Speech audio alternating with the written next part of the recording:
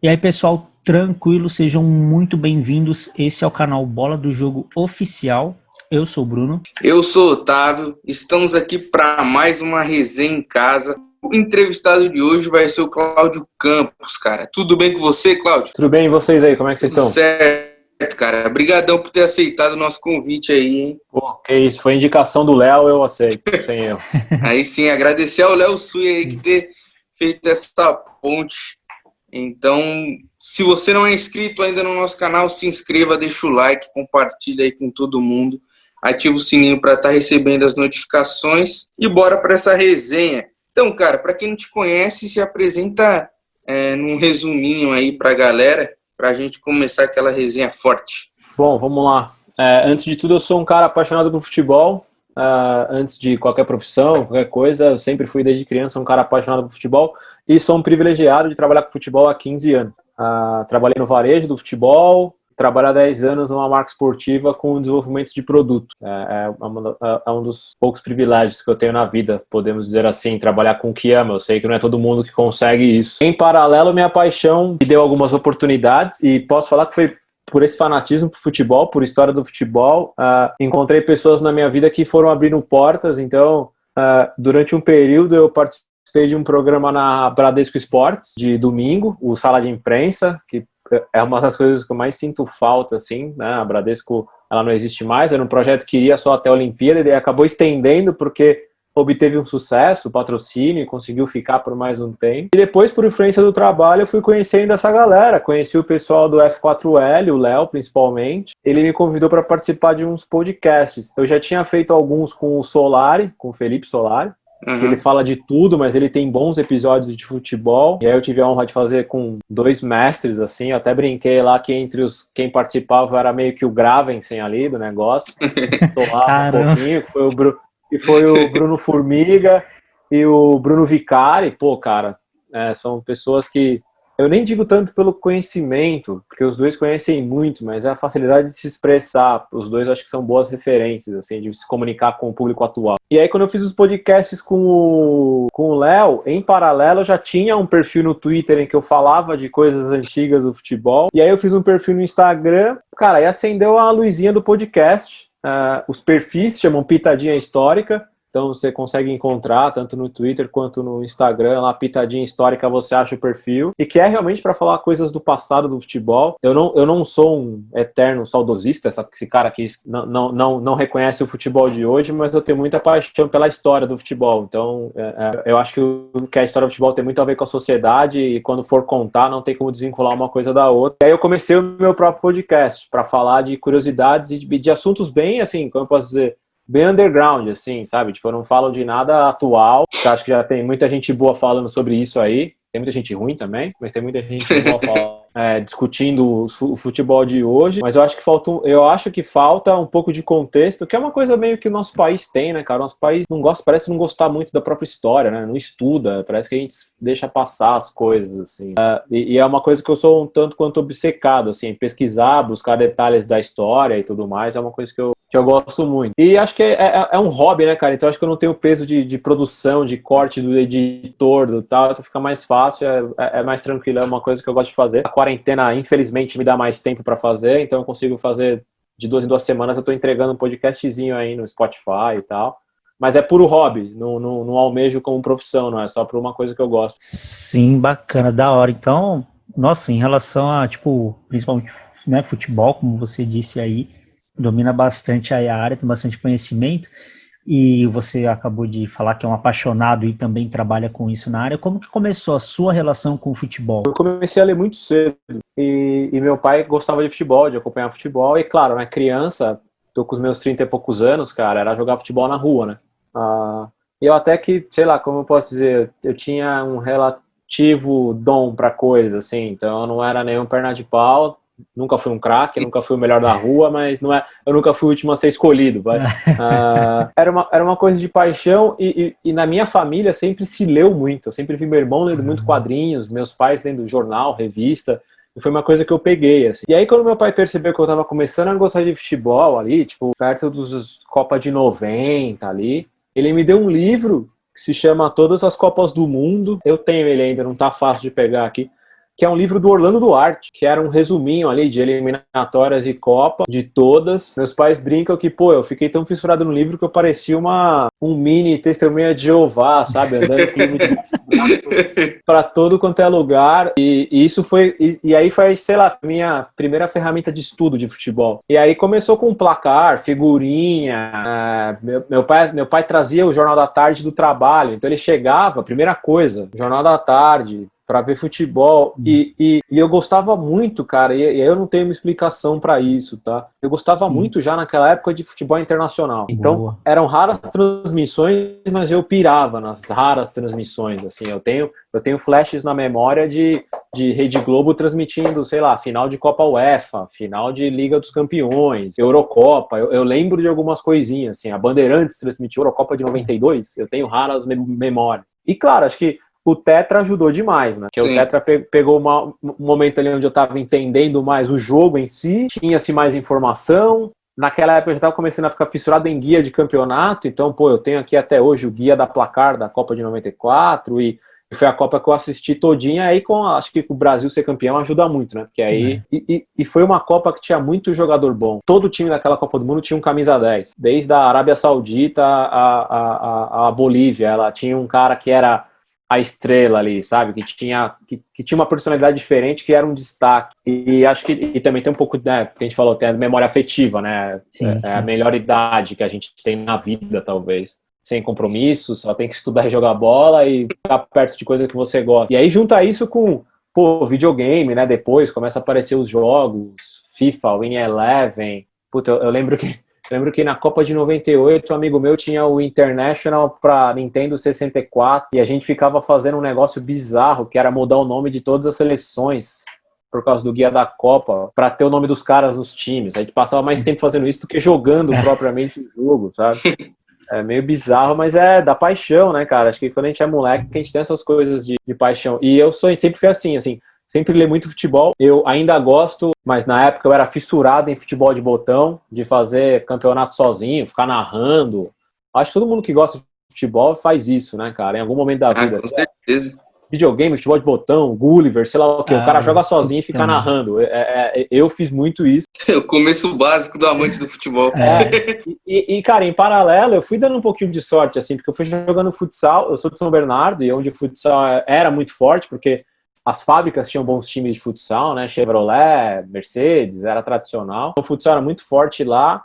E eu fui jogando, sabe? Em time de colégio, cheguei a ser federado. Tive meu contato ali com, sei lá, o esporte de performance, digamos assim, até meus 18 anos. Depois virou futsal, várzea e tal. Jogo até hoje. Eu tenho 2 times fixos, às vezes 3 times que eu jogo por semana. É uma das coisas que eu mais sinto falta aí dessa loucura que a gente tá passando. Mas a paixão continuou, cara. Eu comecei a trabalhar com futebol na extinta loja Roxos e Doentes. Acho que vocês devem se lembrar dessa loja. Era uma loja que tinha outras lojas em vários shoppings, mas a melhor, foi até eu dei sorte de trabalhar lá, foi no West Plaza, que era uma loja bem bacana. Ela ficava junto com o bar do Milton Neves. A Milton Neves tinha um bar Terceiro Tempo. Não sei se vocês lembram disso. A falsa apresentação do Wagner Love foi lá, nesse bar Terceiro Tempo. Caraca! É muito doido, assim. A gente brinca, eu tenho amigos daquela época ainda que eu tenho muito contato, que a gente brinca assim, a culpa de vazar foi nossa, que a gente personalizou a camisa lá, Wagner Love, pra fazer, e o cara nem veio, né? Ele veio 10 anos depois de jogar no Corinthians. E aí eu comecei a trabalhar com futebol, mas a paixão continuou. Só pra vocês terem uma ideia, eu me mudei para um apartamento, vai fazer 3 anos, e eu praticamente doei quase 1.000 edições de placar pro Museu do Futebol. Caraca, mano. Caraca, velho. Impressionador mesmo, então. Fiquei só com as edições especiais, com os guias, que eu gosto muito de guia de campeonato, mas as edições, sei lá, as mensais, e depois ela teve um período ali no meio dos anos 2000 que eram semanais, eu doei. Fiquei só com aquela dor no coração. Cara, não muito, porque as edições especiais eu guardei. Eu posso até pegar algumas aqui, mas eu tenho algumas assim que eu achei em sebo, ou que eu comprei, que eram edições especiais assim, já na época. Essas eu tenho guardado. As mensais mesmo, que não tem nada específico, eu doei. Até porque lá depois você tem acesso ao conteúdo deles, né, fazendo essa doação, que é legal pra caramba. Tem uma parte do museu lá só de livros e revistas, as pessoas não vão. É até um vacilo. No passeio do museu você passa por ele, que é um vidro transparente, cheio de livros, assim. E a galera não vai. A gente foi lá, gravou um tour, tá até no canal. Foi bem da hora, uma experiência da hora. Cara, teve um brasileiro, depois procurem isso na internet, teve um brasileiro que ele fez o álbum da Copa de 30. Nossa!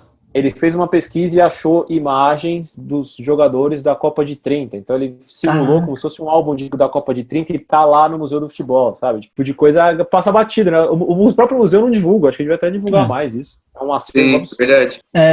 Rapidinho, uma curiosidade, você falou que acompanhou a Copa de 94 e tal, e que toda a seleção tinha um grande camisa 10, né? Um camisa 10 assim, de origem mesmo. Para você, né? Assim, na sua opinião, o Raí foi um bom camisa 10 ali para aquela seleção, ou você acha que poderia ter um outro nome? Cara, acho que pro momento ele era. Porque durante a Copa ele acabou perdendo espaço, né? Mas eu acho que a gente tem que puxar um pouquinho atrás para entender o que o Raí representava naquela época, né? Uhum. O Raí, ele era o cara das 2 Libertadores do São Paulo, e jogando demais, assim, eu sou corintiano, naquela época era dureza enfrentar o Raí, né, meu? O Raí, a Bandeirantes passou até a final, ele nem joga tão bem, ele faz um bom primeiro tempo, né, na final de 90, só que 6 meses depois ele faz 3 gols no Corinthians na final de Paulista, ele passa o trator no Corinthians, em 91, e aí é onde o time do Tele vai, né? Só que eu acho que aquela seleção precisava de um equilíbrio, precisava de jogadores mais voluntariosos, e aí acho que ele acaba sendo prejudicado. Como o próprio Giovani é prejudicado em 98. As pessoas esquecem, né? O Zagallo dá o time titular na convocação. Ele convoca os 23 e fala, meus 11 são esses aqui, em 98. Ele põe o Giovani. Ele inicia o jogo contra a Escócia em 98. Só que ele não vai mal porque ele tem que segurar a bronca de 2 caras que não faziam muita coisa na questão de marcação, que era o Rivaldo, 3, né? Era Rivaldo, Bebeto e Ronaldo. E eu acho que era um pouco em 98 a mesma coisa. Você tinha 2 caras que, assim, tem uma coisa que tem que se lembrar de 94, tava um calor absurdo na Copa do Mundo. Eu discordo muito de quem fala que o futebol antigo era mais devagar, eu tenho meus pontos de vista sobre isso, eu discordo um pouco. Pois a gente vai tocar um pouco nesse assunto. É uma das perguntas. E tinham 2 caras lá que eles estavam resolvendo, então tinha que ter um time mais equilibrado atrás para segurar a bronca. Sim. E assim, e outra coisa, acho que a gente fala pouco do Mazinho, cara. O que o Mazinho jogou de bola é brincadeira. Vou fazer uma analogia aqui. A gente fica idolatrando essa quantidade de médio volante francês ou belga que aparece aí. O Mazinho jogou mais que todos. Carreira do Mazinho, até hoje, é claro que o Pogba pode jogar mais do que o Mazinho, só que ele não jogou ainda. Sim. Ele não jogou. Matuidi, Pogba, Wijnaldum. O Mazinho jogou mais que esses caras, entendeu? A gente tem uma síndrome de vira-lata que a gente esquece isso. Só que o Mazinho jogou mais que esses caras. O Mauro Silva jogou mais que esses caras. E nada mais né, se a gente for fazer uma analogia, olha o meio campo do Liverpool hoje. Ele não tinha um meio de criação. Ele não tem um meio de criação. E o Brasil tinha Dunga, Mauro Silva e Mazinho. Talvez no Brasil de hoje a imprensa daqui ia reclamar. Mas se a Bélgica, a França, a Holanda vem com um time com 3 volantes que marcam e saem, a gente vai ficar batendo palmo, falando que é a modernidade. Certeza. Pode crer. A gente olha pouco pro nosso futebol, assim, eu sempre falo, ó, galera que gosta de futebol, compra o livro do PVC, que ele fala sobre a Escola Brasileira de Treinadores. Acho que é a Escola Brasileira de Futebol o nome dele, do livro. A gente tem mania de tirar mérito de treinador aqui no Brasil. É uma coisa histórica nossa. A gente faz isso. Do mesmo jeito que a gente idolatra os que vêm aí, sabe? Pô, só ver a situação atual do Flamengo. O que fizeram com o Abel e o que fazem com o Jesus. Mas é claro que o Jorge Jesus é bom. Ele é muito bom, sabe? Mas tem que tomar cuidado em idolatrar e achar que os outros nunca fizeram nada, sabe? Agora entrando um pouco mais na sua área de atuação e tal, tipo, da tecnologia de chuteiras e tal, tudo mais, como que foi para vocês, assim, tipo, porque obviamente vocês trabalham com grandes projetos e lançamentos e tal, como foi, assim, quando vocês tiveram que parar e durante essa pandemia, essa parada toda, como que vocês reagiram a isso? Eu não posso dizer mais ou menos o planejamento. Porque uma coisa que tem que ser dita sobre o futebol é que, assim, o futebol da TV parou, mas o futebol do dia a dia, o atleta que está se preparando, seja do time grande ou do time pequeno, que está se preocupado com a volta da A2 do Paulista para tentar subir, para não ser rebaixado, para ter a receita, mesmo que seja pequena, da TV de transmissão da A2, tá? Esse cara tá desesperado para voltar e tá treinando, porque é a profissão do cara. E isso é um ponto que me incomoda demais, porque faz parte do meu trabalho diário encontrar com esses caras, e me incomoda demais como a imprensa parece que esquece que esse futebol existe. Como a gente só fica falando da volta dos campeonatos, como se só existisse a Série A, só existisse o brasileiro, só existisse a Série A dos estaduais, só existisse o brasileiro. Para sobrevivência, a A3 e a A2 tinham que voltar antes do profissional, porque o profissional o cara tá ganhando 50, 100, 150 mil por mês. E o cara da A2 e da A3 tá tendo que trabalhar de Uber. Putz, verdade demais. Tá tendo que se virar para conseguir o sustento, porque o clube tá atrasando o salário, que já atrasa quando o campeonato tá rolando. Você imagina com uma pandemia o campeonato parado. E é uma coisa que me incomoda muito. O jornalista chega lá, bate no peito, fala que é raiz e não sei o quê, e aí no mesmo programa ele fala que ele é contra os estaduais. E é um tema que... Por que a gente tem que copiar o futebol europeu? Eu só quero dizer uma coisa, quando a gente começou a copiar, foi quando a gente parou de ter seleção campeã do mundo. Putz, verdade. Por coincidência, a última Copa também é o último ano do mata-mata. Verdade. Pior que é verdade. Parado pra pensar nisso. E a gente tá idolatrando, a gente bate palma toda vez que tem playoff da NFL, playoff da NBA, toda vez que tem esporte americano em playoff, a gente bate palma.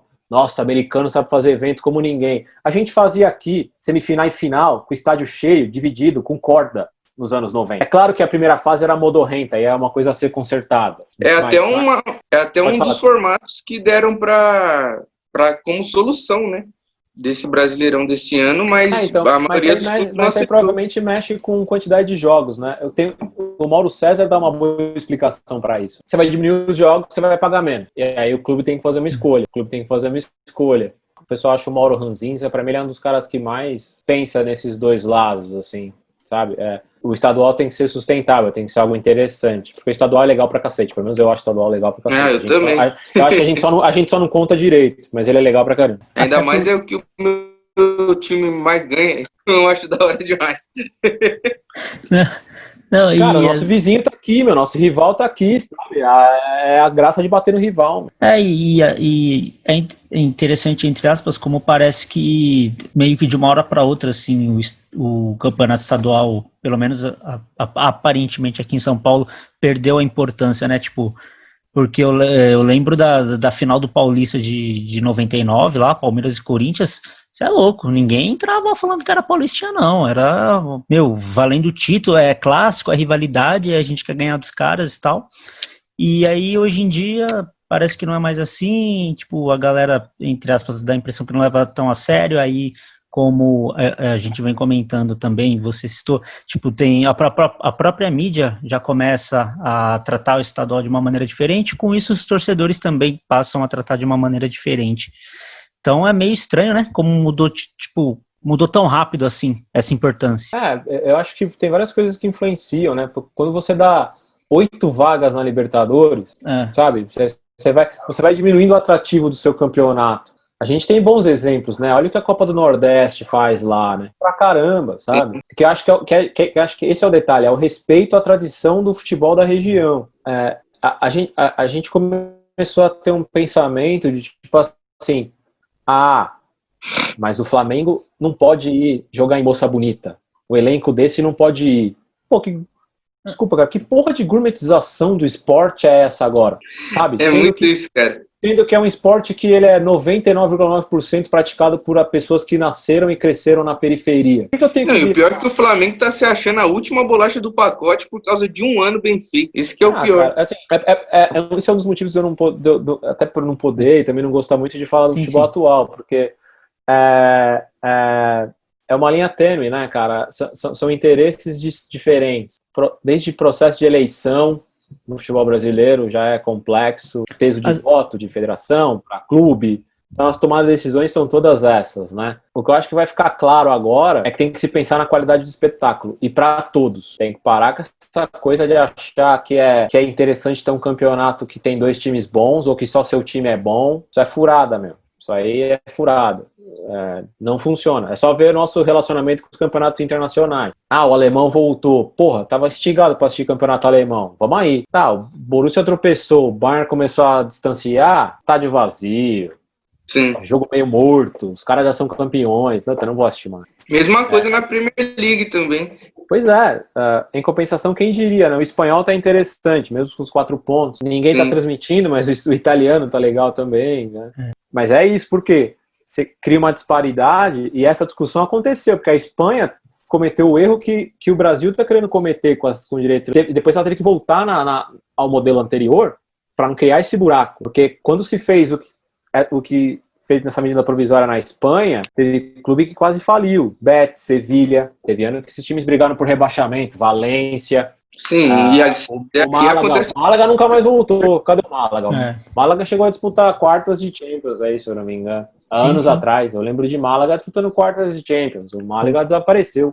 E montava uns times bem fortes ainda, hein? Pois é, cara. Você cria um processo porque parece ser um processo ganancioso. A Inglaterra teve isso com o Leeds como obsessão jogar Champions. O primeiro que não jogou vai voltar para a Série A agora com o Bielsa. Vai jogar a Premier League de novo agora. É verdade. Aqui então já acontece essa disparidade sem fazer isso. Imagina fazendo. Então, só que a nossa desorganização dá o equilíbrio do campeonato. Que acho que é o que o Flamengo talvez consiga não fazer. Ele vai ser organizado e vai ser mais consistente. Mas tudo depende. Nós estamos falando de Benfica, vem aí pegar o cara. Não dá para saber também. Vai saber. E, cara, você falou que não podia comentar muito adentro, assim, mas você pode contar algum projeto marcante que na sua vida que você participou? Cara, eu gosto muito de futsal. Eu sou como diz o Marcelo lá do Sport TV, eu sou do corre da bola pesada, desde moleque. Tanto que aí você me põe num campo, eu fico parecendo uma barata tonta jogando. Não sei jogar. E, pô, acho que eu tô até com uma aqui perto. Isso aqui é o último tênis que a gente lançou pra futsal. Ele é uma evolução da famosa Lunar Gato, né? Ele se chama React Gato. E, pô, eu tive o privilégio de participar do projeto desde o começo. Pô, fui até a Espanha conversar com o Ricardinho. Para mim foi uma coisa especial, que é de um esporte, é uma parte específica do futebol que eu gosto e que eu me identifico. Ter uma voz importante nesse projeto foi uma coisa legal. Cara, todos os projetos são gigantescos, assim.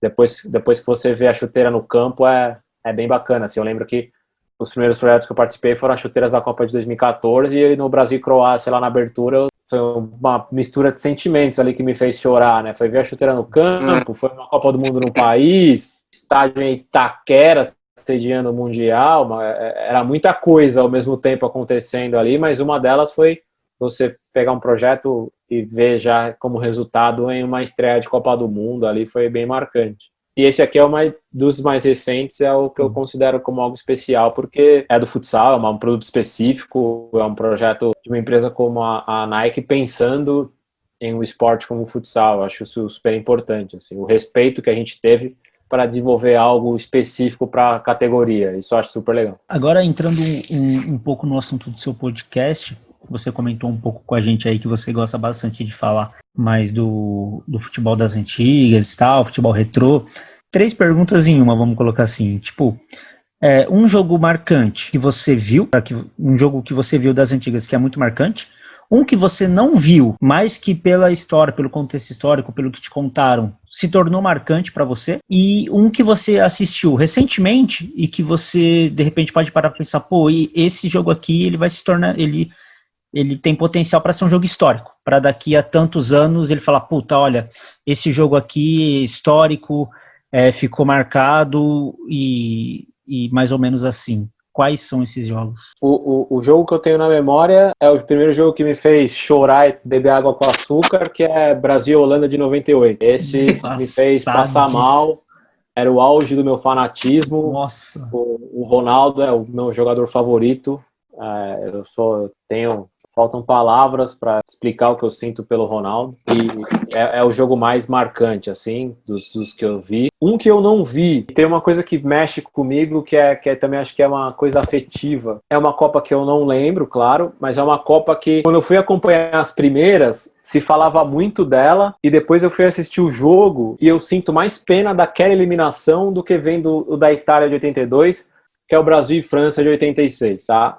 Primeiro que eu acho que o gol do Careca é um dos gols mais bonitos de Copa do Mundo, que é uma jogada do Júnior pelo meio, que ele tabela com o Miller e abre pro Careca, e o Careca bate de primeira, ela vai no contrapé do Bates, e é um jogaço, assim, tipo, você sente pena porque o Zico entra, na primeira bola ele acha uma bola no branco e sofre o pênalti, e aí é muito azar, né? O Brasil perde pênalti. O Brasil, na disputa por pênaltis, um pênalti que o cara, que acho que é o Batistão, que ele bate, a bola bate na trave, bate na cabeça do Carlos e entra. E aquela seleção, mesmo não jogando tão brilhantemente quanto a de 82, eu achava na Copa ela mais consistente. E é um jogo que quando eu vejo, impressionante, ele me incomoda mais do que 82. Dos jogos recentes, a gente vai ficando saudosista conforme o tempo vai passando.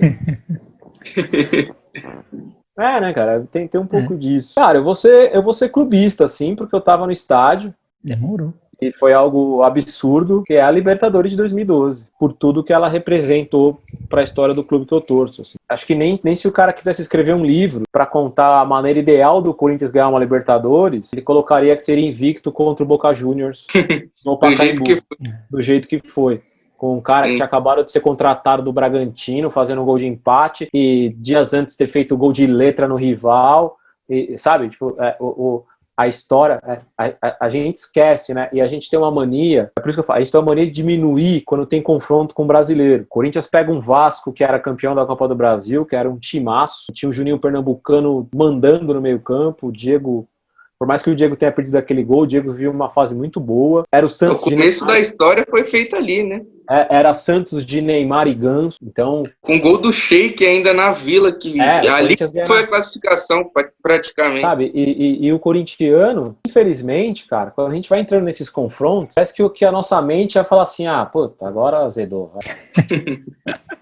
E aí vai passando, é uma desconfiança. É que o segundo, eu brinco com todo mundo isso, o jogo do Pacaembu foi estranho, porque ele não foi difícil. O Corinthians manda no jogo. É um jogo que depois você assiste não torcendo, né? Você tá torcendo lá, sua mente não tá funcionando, você tá nervoso, não tá nem interpretando a partida. Mas depois você assiste e você vê um domínio tranquilo. A gente esquece, né? Mas os adversários do Corinthians eram muito fortes na quarta, semifinal. Por ser time brasileiro, às vezes a gente diminui um pouco. Eu acho que nessa época só o Santos era o que estava menos engrenado, assim, né? O Vasco estava muito bem e o Boca muito bem também no Campeonato Argentino. Então, mas o Santos era o atual campeão, né? Atual campeão. Sim, por esse lado. Sabe, e tinha assim, a gente fala do Ganso hoje, mas o Ganso de 2011, 2012 era surreal. Era absurdo. Sabe? Ninguém nunca vai ver, parece. Chega, se você pegar uma pessoa que, sei lá, se você não falar que é o mesmo atleta, você não percebe, né? Era um cara que me fazia ligar a TV pra assistir, assim. Então, esse time, só saudade. Eu acho que é um jogo, assim.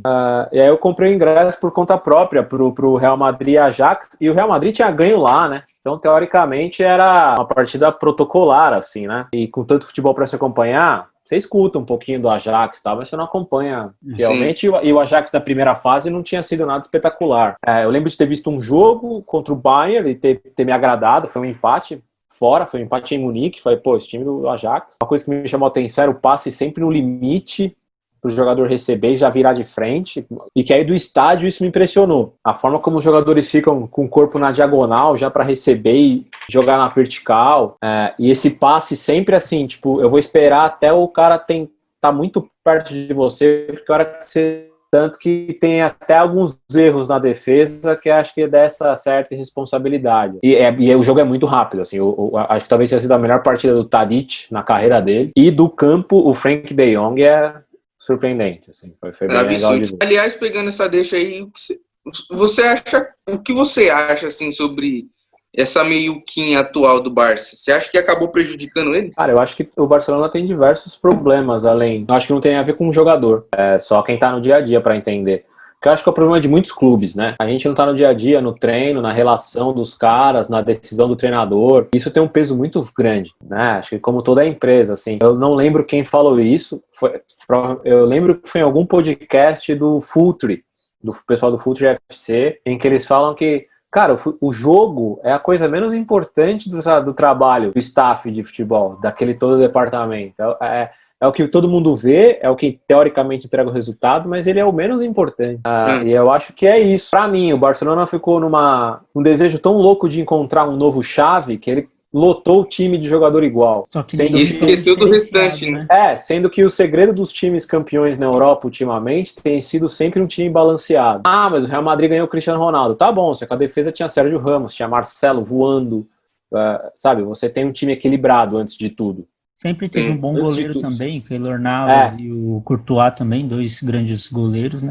E tem uma coisa para se pensar também do Barcelona, principalmente no confronto contra os europeus agora na Champions. E não é uma crítica, pelo amor de Deus, porque o cara é um ET. Só que os ataques dos outros times marcam, eles ocupam mais espaço do que um trio com Griezmann, Messi e Luis Suárez. Eles fazem mais a função. Quando você compara, sei lá, com Mané, Firmino e Salah, os caras fecham mais, é um time mais compacto. E o Barcelona não tem entregado isso. E para esses grandes confrontos faz muita diferença. Faz muita diferença. Porque senão você sobrecarrega o seu meio campo, que teoricamente teria que ser sua parte mais criativa do campo. O Busquets, ele tem que marcar? Tem, só que ele tem que criar também. Se você sobrecarrega o cara só para marcar, você perde a sua principal peça de transição. Porque esse cara é um que, assim, eu tive a oportunidade de ver 2 vezes do campo e o que ele faz é genial. Ele é, pra mim, é top 5 dos que eu vi do estádio jogar, é o Sérgio Busquets. Por ter essa função de transição e se perde, né? Você sobrecarrega o time. E nessa troca, quem você acha que ganha? A Juventus ou o Barça? Um pianinho Então, pra mim, o Arthur repito, pra mim, depende muito do que o cara vai encontrar. Foi o melhor Arthur de todos os tempos no Barcelona? Não foi, só que pra mim a culpa não é dele. Sim, também acho. Talvez eu precise de um cara igual o Tem o Fabinho. Vidal também nessa, né? Tem Então, um mas, Vidal, mas o Vidal é esse cara de quebrar a linha na força, no pique. Fazendo uma analogia pro nosso futebol aqui, ele é o Paulinho, o Elias. Passar com a bola no pé, ou sem ela para receber. Ele atravessa a linha dessa forma, e não no passe. Quando você tem esses 3, eu acho que você tem 3 caras passadores. E aí eles ficam passando a bola para quem? Aí fica aquela coisa de carimbar a bola. Pensei que você fosse colocar também como jogo histórico o Barcelona e PSG, a virada. Cara, teve um roubo, né? Aquele jogo foi roubado. O pessoal esquece, é lindo, maravilhoso a história, mas ele é bem roubado. E aí acho que tira um pouquinho do encanto. E não dá, cara. Um time não pode perder aquele jogo. Absurdo. Eu gosto do PSG, tá? Sim, pesquisem sobre a história do PSG e sobre a história da torcida do PSG, que é da periferia de Paris, que tem muitos negros, muitas pessoas do norte da África que torcem. O Paris Saint-Germain é o time da periferia. Quem chama o PSG de modinha não conhece a história do PSG. A história do PSG é legal pra caramba. Não, eu acho até no começo da resenha que você falou sobre você no seu início de estudar, ler. Eu acho que o que falta para essa galera hoje em dia é se aprofundar mesmo no assunto. A internet Então, cara, deixou as coisas mais fáceis e a pessoa acha que sabe de tudo e não sabe de nada. Mas aí acho que como toda ferramenta, né, ela serve para as duas coisas. Porque o meu podcast foi evoluindo. Se eu pegar o meu primeiro podcast, ele é um lixo. E se eu pegar o meu agora, que foi o 11º episódio, eu considero ele muito bom. Porque o conteúdo tá na internet. Sim. Sabe? Tipo, o meu último episódio, por exemplo, foi sobre as separações e as junções dos países, né? Ali de Alemanha, Iugoslávia, União Soviética, em período de Guerra Fria, em paralelo com as eliminatórias de Copa do Mundo daquela época. E nunca se parou para se discutir o quão forte foi o futebol russo, por exemplo. Ninguém nunca falou do futebol da União Soviética nesse período. Não tem nada. Assim, na Europa tem, você vai achar. Tem conteúdo, YouTube, cara, YouTube é uma das maiores invenções do homem, sabe? Mas não tem nenhum estudo, não tem nada. Sei lá, o livro Pirâmide Invertida fala do Lebanovski e do Dinamo Kiev e também da seleção russa. E aqui no Brasil nem se fala. A galera foi começar a discutir 70 depois de 50 anos. O pessoal foi reconhecer o Zagallo como técnico depois de 50 anos. Sabe? Isso é absurdo. O pessoal precisou assistir o jogo de novo para entender o que o cara fez naquele time. E aí volta naquela conversa do futebol ser rápido ou não. Que é do nada tá o Pelé dando bote do bico da área da seleção brasileira, sabe? Então, vai te catar quem fala que o futebol não era pegado, que ele não era rápido. Cara, eram outros momentos. Era uma outra cultura até socioeconômica, sabe? De nutrição. Achar que o futebol é melhor. Ele teve mudanças, mas melhor, não sei. Se assiste 58, tem uma coisa que me chamou a atenção, não tem catimba, o jogador não cai, a bola sai... O Garrincha tá na ponta, ele não espera o lateral vir lá e segurar a bola para dar a bola pro lateral cobrar. Não, o Garrincha pega a bola, cobra, o cara vai, devolve nele, vai, vamos aí, vambora. Não tem bola alçada na área no escanteio, a bola sai, o cara para, toca para continuar com a bola. E aí coisa que a gente vê o Guardiola fazendo no Barcelona, fazendo no City, fala, nossa, que moderno, não cruza a bola na área. Moderno é o caralho. Você sabe, pô, todo mundo fala que foi por aí, sabe, essa falta de conhecimento. O Pepe se machuca e não vai para as 2 Copas, né? O Pepe se machuca em 58 e 62. E criou-se uma falsa história de que o reserva imediato seria o canhoteiro, só que os treinadores decidem que não era o canhoteiro, porque eles queriam um cara que fechasse o terceiro meia, que é o Zagallo. E as pessoas só falam demais do jogador em campo. As pessoas não falam do treinador do Santos, do Pelé. As pessoas não falam do Lula. Que aí também envolve até uma questão racial, mas isso é uma outra história. Tem que abrir outra live para falar disso.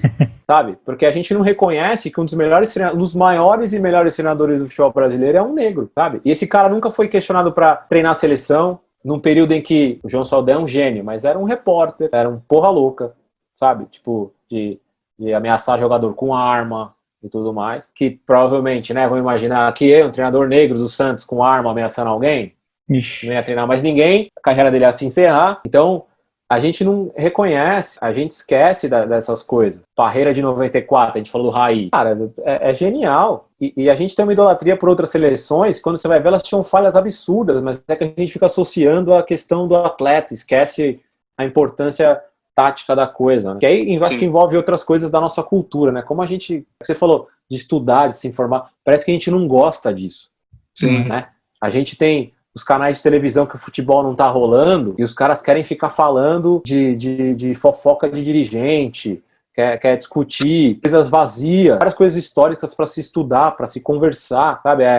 Eu escuto muito podcast, cara, e você vê as discussões, como as discussões do podcast são valiosas, e você fala assim, pô, por que esses caras não fazem isso na TV? Com caras bons. Meu, os caras da ESPN têm que fazer um programa de madrugada lá, o Corujão, pra falar do que eles querem, porque a ESPN não dá espaço pros caras. Absurdo isso. E aquele programa é animal. Aí sabe? você pega meio-dia, tem aquele show de fofoca lá. Pois é. Dudu vai, Dudu vai, Dudu não vai. Certo, cobrar R$10 na transmissão. Jorge Jesus não sei o quê. Tentei acessar o MyCudio aqui, não consegui. Porra, dá um tempo. A gente, ninguém fez até agora, por exemplo, e a gente vive recebendo coisa lá de fora pela internet. Ninguém nunca estudou a bola que o Gerson joga no Flamengo. Ninguém nunca fez sabe, em grande TV, repito, se for no Future, você procurar podcast, outros sites, vai ter. Mas a gente não tem um estudo como sei lá, o The Athletic, como é lá fora aqui. E você tem gente boa pra fazer isso. Você tem o pessoal da Trivela, sabe? Você tem esses caras da ESPN que podem gerar esse conteúdo, só que eles não são incentivados. Eu até postei no meu Twitter o trabalho que o Mário Marra fez, em que ele conta a história de um personagem por time da Premier League, e quando ele é personagem, tipo assim, presidente, roupeiro, jogador, ele vai misturando. E era um cara que fez isso, e no Correspondentes Premier, que ele foi entrevistado, ele falou, cara, eu precisava gerar conteúdo, eu precisava me exercitar até, porque o futebol não estava rolando, e eu como jornalista não posso ficar parado. Olha a cabeça do cara onde vai. Sim, a gente gravou com ele também, mano, inteligentíssimo, tá maluco. E aí a galera fica querendo discutir, primeiro, salário de jogador, isso é irritante, isso é de uma falta de caráter sem tamanho, definir se o jogador merece ganhar aquilo ou não. Outra coisa que me incomoda muito e aí eu sou um pouco radical. Esse jogador é muito fraco. Tem algumas coisas que eu acho muita irresponsabilidade a gente falar. A gente pode questionar se ele é do nível daquele time. Fraco, horroroso, sabe? Jornalista chegar na TV e falar, nossa, é horroroso, não devia estar nesse time. Não devia jogar em time grande. Tem que ter um pouco de cuidado, porque se a gente for começar a fazer esse filtro para jornalista também...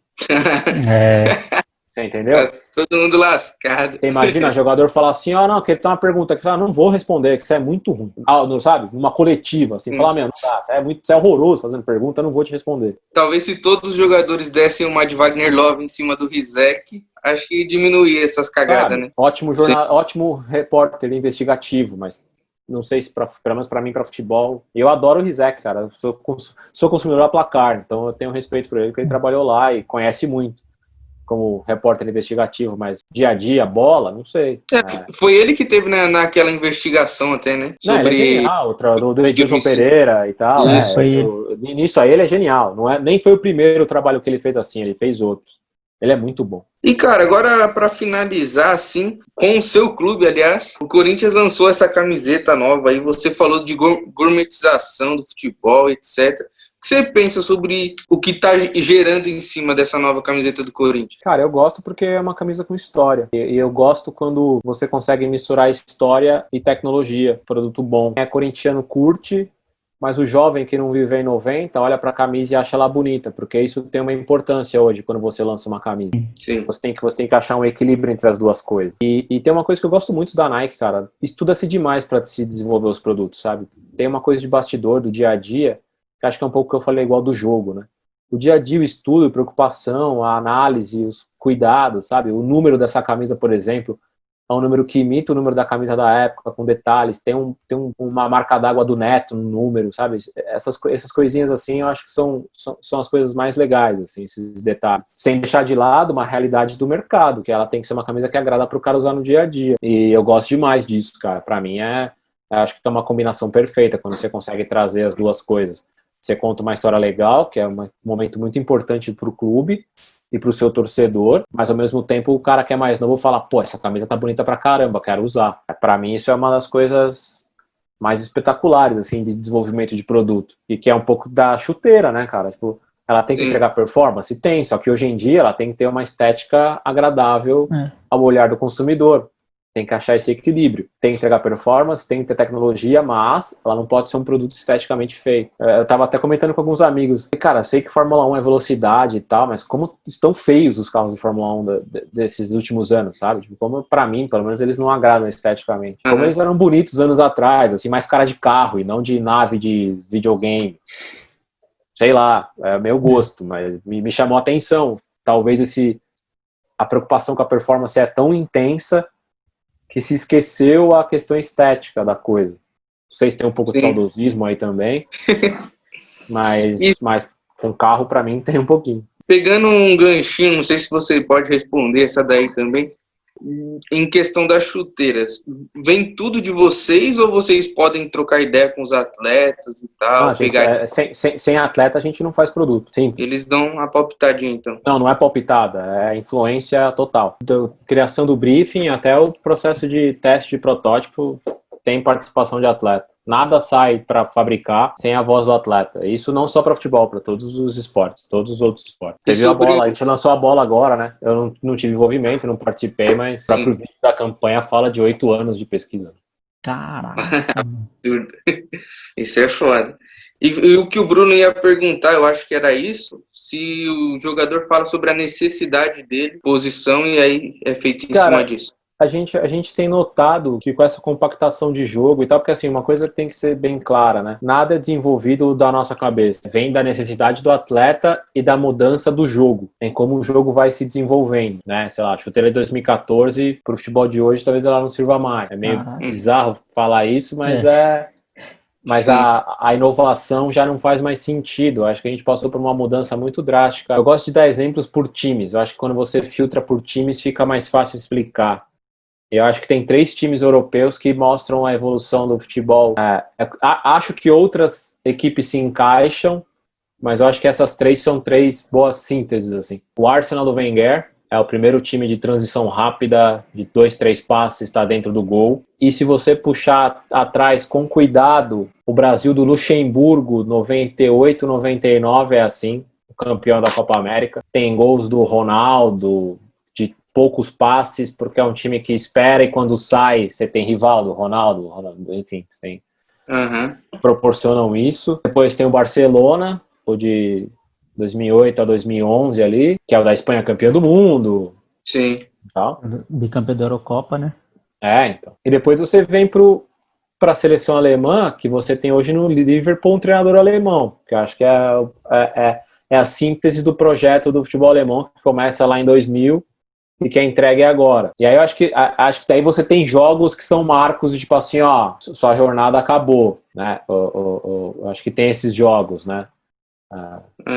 Quando vem o Chelsea do Abramovich na Inglaterra, o Arsenal começa a se perder e o Manchester também volta forte, uma reconstrução com o Cristiano Ronaldo ali. Real Madrid depois também começa a bater no Barcelona e tem uma demonstração ali de que o poder não é mais o mesmo, né? O próprio Atlético Madrid, o Simeone, também parece que acha um jeito de ganhar do Barcelona, que acho que os caras vão também criando essa antítese, né?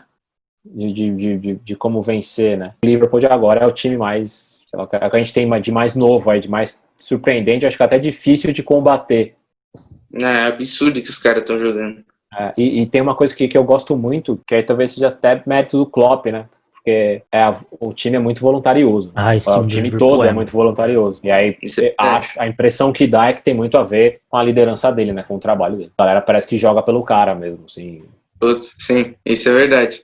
Indica 3 podcasts que você ouve mais ou que você gosta mais, que você acha interessante pro pessoal conhecer e ouvir. Bom, E deixa aí suas considerações finais. cara, minha primeira consideração é que, pô, quando quiserem, vamos falar de novo. Aí eu, por mim, se deixar, fico aqui. Falar de A futebol. gente tinha até comentado mais pra frente, se você topar, porque a gente tem um quadro que chama Que Time Você Torce. Aí a gente falaria só sobre o Corinthians e tal. Se você topar, a gente já pode marcar também. Tem história, viu, cara? Pô, tava até uma das organizações aqui, tava vendo, nossa, tem muita coisa de Corinthians aqui. Vamos lá, eu vou falar 4 que eu tenho que falar do meu, né, cara? Sim, claro. De história. E tudo vai estar na descrição, viu, galera? Pra vocês acompanharem o trampo do Cláudio aí, que é sinistro. Cara, é hobby, mas acho que tem muito estudo, tem muito detalhe. Eu acho que eu achei um caminho bacana de colocar narrações das épocas. Então, o próximo que sai até o fim dessa semana, eu tô escrevendo o roteiro ainda, eu gravo até o fim da semana, são sobre os top 10 jogos do Brasil em eliminatórias, que é o último dessa série de eliminatórias. Eu fiz 6 primeiros falando sobre os campeões europeus underground, que pouca gente fala, e agora 6 falando sobre eliminatórias de Copa. A ideia era que fosse com as eliminatórias rolando, mas eu vou indicar 3 aqui, que para quem gosta de fazer conteúdo, é uma aula de dinamismo, que é a do pessoal do Correspondentes Premier, e eu acho que além do conteúdo, ele é uma aula de dinamismo para um podcast. Vale lembrar que você tem pessoas ali que trabalham para o Players Tribune, o Renato Senise, se eu não me engano, trabalha no Players Tribune, então é um cara que conhece muito de geração de conteúdo. João Castelo Branco dispensa apresentações. A Nathalie, para mim, ela é a melhor repórter de campo do mundo, e eu não estou falando só de mulher, juntando todo mundo. Ela é a melhor do mundo. É uma galera muito boa, eu gosto bastante, porque me ensina bastante coisa sobre dinamismo, e eles são muito carismáticos, eu acho bem legal. Tem um que é a minha inspiração para o meu podcast, que é do pessoal da Central 3, que é do Leandro Yamin e do Paulo Júnior, que chama Meu Time de Botão, e que eles contam histórias de equipes do passado, ou jogadores do passado, ou um período da época ali, eles fazem um recorte, e é a inspiração para o meu podcast, eles são muito bons. Trivela, para mim, o site da Trivela é bom, a revista era boa, os caras são muito bons. Se tivesse um canal de TV Trivela, eu apoiaria. Cara, eu vou indicar 2 a mais. Um deles não é sobre futebol, vou deixar por último. Ele tem partes de futebol, mas eu vou deixar por último. Futury, cara, tudo que os caras fazem eu acho muito bom. Tem alguns melhores e alguns piores, mas o Cautio Pizza que o Bertozzi participa é legal pra caramba. O que eles fazem sobre tática, eles entrevistam uma galera de categoria de base, que estuda pra caramba análise de jogador e tal, e em grande parte a linguagem é agradável, porque eu também não gosto muito desse linguajar muito complexo de futebol. Técnico, né? O futebol não é tão complexo assim, igual essa galera quer complicar, o futebol não é tão complexo assim, tá? Eu falo pra todo mundo, poucas táticas dão erradas quando você tem Cristiano Ronaldo ou Messi no time. Então tem que tomar muito cuidado com a análise quando você tem esses caras em campo. Você consegue justificar toda a análise tática de um time se você tiver o Messi.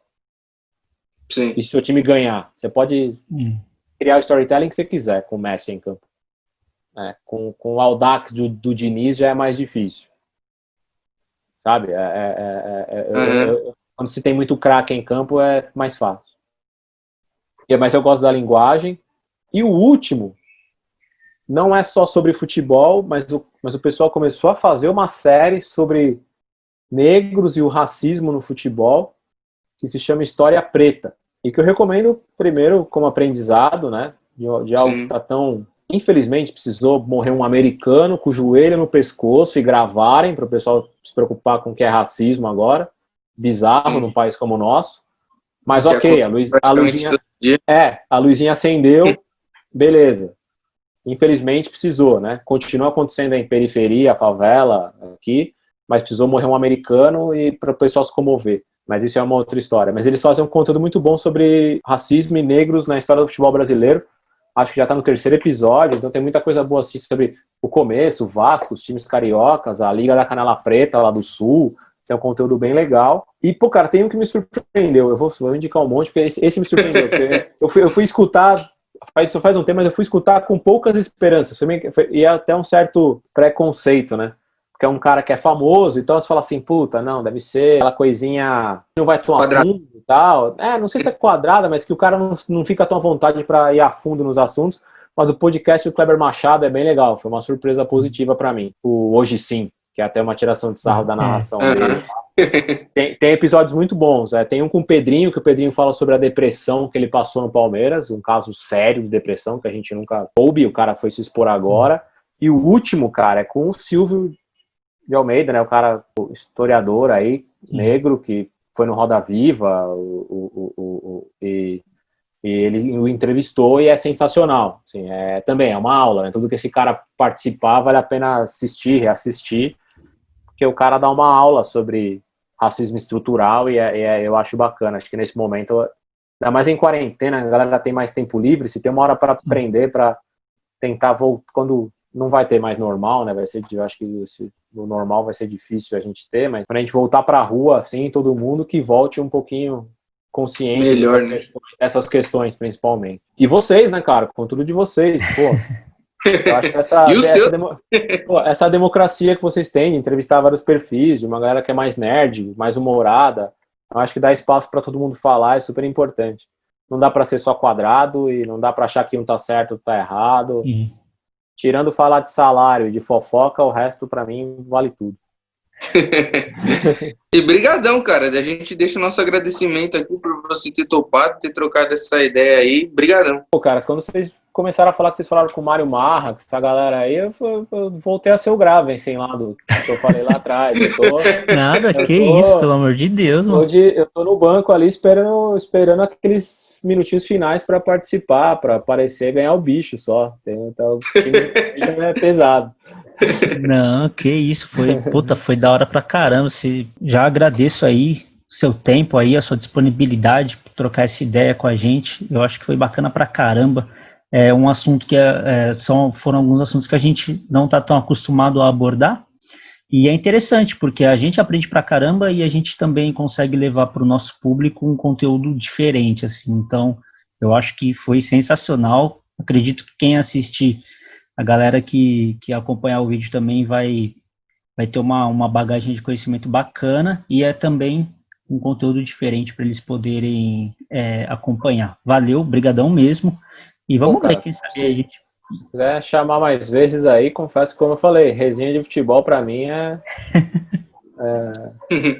aquilo, cara. Acho que é importante isso, tipo, a gente realmente gosta do conteúdo e do futebol em si. A gente sabe a importância que tem o bastidor e tal, mas a gente gosta mesmo da bola rolando, do que acontece no campo. Quanto mais gente puder falar disso, acho que melhor, né? Acho que é o que a gente mais está precisando ultimamente. Sim, verdade, totalmente verdade. Isso daí reforçou e acrescentou aí, para quem não conhecia, um conteúdo tão bom, tipo, que a gente está acostumado com esse futebol de hoje e esquece do passado, que foi tão valioso, né? Só existe porque teve o passado, cara. Sim.